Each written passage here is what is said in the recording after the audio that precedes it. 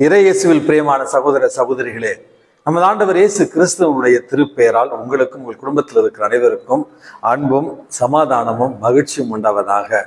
அன்பு மிக்கவர்களே, ஜூன் மாதம் 12ஆம் தேதி தாயாம் திரு அவை புனித காஸ்பர் பெர்தோனி என்கிற புனிதருடைய நினைவு நாளை தான் கொண்டாடுகிறது.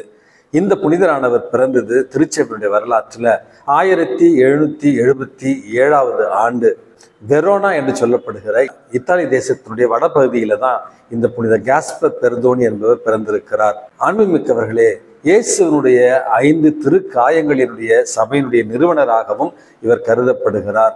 இவருடைய காலத்துல தான் நெப்போலியன் போனபார்ட் என்கிற பிரெஞ்சு தேசத்தினுடைய அரசன் திருத்தந்தை 7ஆம் பத்திநாதர் அவர்களை சிறைபிடித்து வைத்திருந்தான். அந்த நேரத்துல தான் கிறிஸ்தவர்களுக்கு எதிரான கொடுமைகளும் நடந்து கொண்டிருந்த ஒரு நேரம். இந்த புனித காஸ்பர் பெர்தோனி என்பவர் அந்த பக்த சபைகளுடைய ஒரு தலைவராகவும், அன்னை மரியாளுடைய பக்தியை பரப்புகிற ஒரு புனிதராகவும், நற்கருனுடைய பக்தியை பரப்புகிற ஒரு புனிதராகவும், இயேசுவனுடைய அந்த 5 திருக்காயங்களினுடைய தழும்புகள் பற்றின ஒரு பக்தி முயற்சியை, நமது ஆண்டவர் இயேசு கிறிஸ்துவனுடைய 5 திருக்காயங்களுடைய பக்தி முயற்சியை உலகமெங்கும் பரப்பிய ஒரு புனிதராகவும் இவர் கருதப்படுகிறார். அன்புமிக்கவர்களே, நோயாளிகள், ஏழைகள் மற்றும் விளிம்பு நிலையில் இருந்த மக்களுக்காக உதவி செய்த ஒரு புனிதராகவும் இவர் கருதப்படுகிறார். இவருடைய வாழ்நாள் முழுவதும் இவருடைய வலது காலில் ஏற்பட்ட ஒரு புண் காரணமாக வாழ்நாள் முழுவதும் பல்வேறு துன்பங்களை இவர் அனுபவித்தார். அவருடைய அந்த ஒரு காலிலேயே 300க்கும் மேற்பட்ட அறுவை சிகிச்சைகள் நடந்தன. இருந்தாலும் கடைசி வரையில அந்த துன்பங்களை பற்றி குறை கூறாமல், கடவுளை நிந்திக்காமல், தன்னுடைய வாழ்நாள் எல்லாம் எந்த துன்பத்தை மனிதர்களுடைய பாவங்களுக்காகவும் இயேசுடைய துன்பத்தோடு தன்னை இணைத்துக் கொள்வதற்காகவுமே இவர் பயன்படுத்தினார் என்று இவருடைய வாழ்க்கையில் நம்ம வாசிக்கிறோம். அன்புமிக்கவர்களே, இந்த புனித காஸ்பர் பெர்தோனி என்கிற இந்த புனிதருடைய பரிந்துரையால் துன்பங்களை ஏற்று வாழுகிற ஒரு மனநிலையை இறைவன் நமக்கு தர வேண்டுமாய் இன்றைக்கு நம்ம மன்றாடி செபிப்போம்.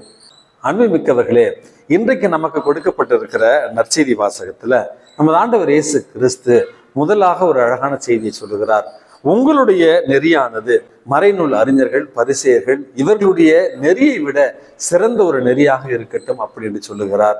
அன்புமிக்கவர்களே, இதன் மூலமாக நமது ஆண்டவர் இயேசு கிறிஸ்து நமக்கு சொல்லித் தருகிற ஒரு அழகான பாடம் என்பது, பரிசேயர்களும் மறைநூல் அறிஞர்களும் சதுசேயர்களும் வெளிவேடத்தனமான ஒரு நெறியை கொண்டிருந்தார்கள், வெளிப்புற அடையாளத்திற்காக ஒரு நெறியை கொண்டிருந்தார்கள். ஆனால் நமது ஆண்டவர் இயேசு கிறிஸ்து இந்த வெளிப்புற அடையாளங்களை தாண்டிய உண்மையான மன மாற்றத்தை உடைய, உண்மையான இரக்கத்தை உடைய, உண்மையாகவே கடவுளை அன்பு செய்கிற ஒரு நெறியை நம்ம கொண்டிருக்க வேண்டும்.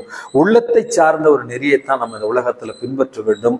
அப்பொழுதுதான் அது உண்மையான சீடத்துவமாக இருக்கும் என்பதை முதல் செய்தியாக கூறுகிறார்.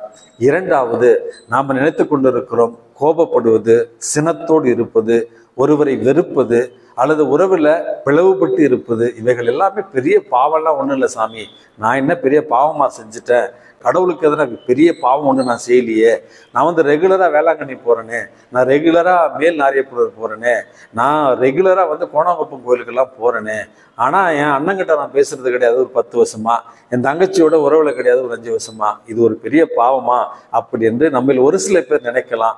அன்புமிக்கவர்களே, நம்ம ஆண்டவர் இயேசு கிறிஸ்து இப்படிப்பட்ட சினத்தோடு வாழ்வது, பிறரை வெறுப்பது, உறவில் பிளவுபட்டு வாழ்வது மற்றும் பொறாமை கொள்வது கூட உண்மையாகவே கடவுளுக்கு எதிரான பாவம்தான். காரணம், உள்ளத்துல தூய்மையற்றவர்களாக நம்ம இருக்கிறோம், உள்ளத்துல போலித்தனமானவர்களாக நம்ம இருக்கிறோம். மன்னிக்காமல் இருந்து கொண்டு எப்படி நீங்கள் கடவுளை பார்த்து என் கடவுளே கடவுளே என்று சொல்ல முடியும்? ஆகவே உள்ள தூய்மையோடு கிறிஸ்தவ வாழ்வு இருக்க வேண்டும் என்பதைத்தான் இரண்டாவது ஒரு அழகான செய்தியாக தருகிறார். நேற்றைய ஒரு நிமிடம் அண்ணாவில் அன்னை தெரசாவை பற்றி நான் சொல்லியிருந்தேன். அன்னை தெரசாவால் தொழுநோயால் பீடிக்கப்பட்டிருந்த ஒரு தாய் காப்பாற்றப்படுகிறாள். தன்னுடைய தாய்க்கு தொழுநோய் இருக்கிறது என்பதை அறிந்து கொண்ட மகன் அவரை வீட்டை விட்டு வெளியே துரத்தி விடுகிறான். நடுத்தருவில் விடப்படுகிறார் அந்த தாய். அன்னை தெரசாவால் காப்பாற்றப்பட்டு மருத்துவ உதவிகளை பெறுகிறாள் அந்த தாய். இருந்தாலும் தான் பெற்று வளர்த்த தன்னுடைய ஒரே மகன் தொழுநோய் காரணமாக தன்னை வெறுத்ததை அந்த தாயால் ஏற்றுக்கொள்ளவே முடியவில்லை. கடைசி நேரத்துல அன்னை தெரசாவிடத்துல, என் மகனுக்கு நான் ஒரு சல்லி பைசா கூட கொடுக்க போவதில்லை, என்னை பாதுகாத்த, எனக்கு மருந்திட்ட உங்களுக்குத்தான் என்னுடைய சொத்து முழுவதும் என்று அன்னை தெரசாவிடத்துல கேட்ட நேரத்துல அன்னை தெரசா இறக்கும் தருவாயில் இருந்த அந்த பெண்மணி இடத்துல கேட்டாராம், அம்மா எனக்கு வேற எதுவும் வேணாம், ஒன்னே ஒன்று கேட்குறேன் தருவீங்களா அப்படின்னு கேட்ட நேரத்துல அந்த பெண் அன்னையே தயவு செய்து சொல்லுங்கள் என்று சொன்னாராம். எனக்காக உங்களுடைய மகனை நீங்கள் முழுவதுமாக மன்னிக்க முடியுமா அப்படின்ற கேள்விக்கு எப்படியம்மா முடியும், பெத்த தாயை நடுத்தருவில் விட்ட அந்த மகனை எப்படி நான் மன்னிக்க முடியும் அப்படின்னு முதலில் கோபப்பட்டாலும், நீங்கள் பெற்றெடுக்காத ஒரு மகனுக்காக இப்படியாக நீங்கள் ஏங்குகிறீர்களே, அதனால தான் என்னவோ கருணையை நீங்கள் கருதரித்ததால் இந்த உலகத்தில் உங்களை அன்னை தெரசா என்று சொல்லுகிறார்கள். உங்களுக்காக என் மகனை முற்றிலுமாக மன்னிக்கிறேன் அம்மா என்று சொல்லி மன்னித்து மகிழ்ச்சியோடு மரணித்தாராம் அந்த தாய். அன்புமிக்கவர்களே, பல நேரங்களில் கோபத்தோடு இருப்பது அல்லது உறவுல பிளவுபட்டு இருப்பது, பேசாமல் இருப்பது ஏதோ நம்முடைய தன்மானத்தை உணர்த்துகிற ஒரு செயல் என்று நாம நினைத்து கொண்டிருக்கிறோம்.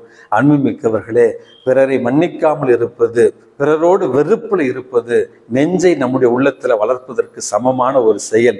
ஆகவே மன்னிக்காமல் இருப்பது மற்றவர்களுக்கு நாம் கொடுக்கிற தண்டனை அல்ல, மாறாக மன்னிக்காமல் இருப்பது நமக்கு நாமே நஞ்சை ஊட்டிக் கொள்ளுகிற ஒரு தீ செயல் என்பதை புரிந்து கொண்டு உண்மையான வழிபாடு என்பது இரக்கத்தில் இருக்கிறது என்பதை உணர்ந்து கொண்டு பிறரை மன்னித்து மறந்து மகிழ்ச்சியோடு வாழ இறைவன் உங்களையும் என்னையும் தூண்டுவாராக. எல்லாம் வல்ல இறைவன் தந்தை, மகன், தூய ஆவி உங்களையும் உங்கள் குடும்பத்தில் இருக்கிற அனைவரையும் நிறைவாக ஆசீர்வதித்து பாதுகாத்து வழி நடத்துவாராக. ஆமேன்.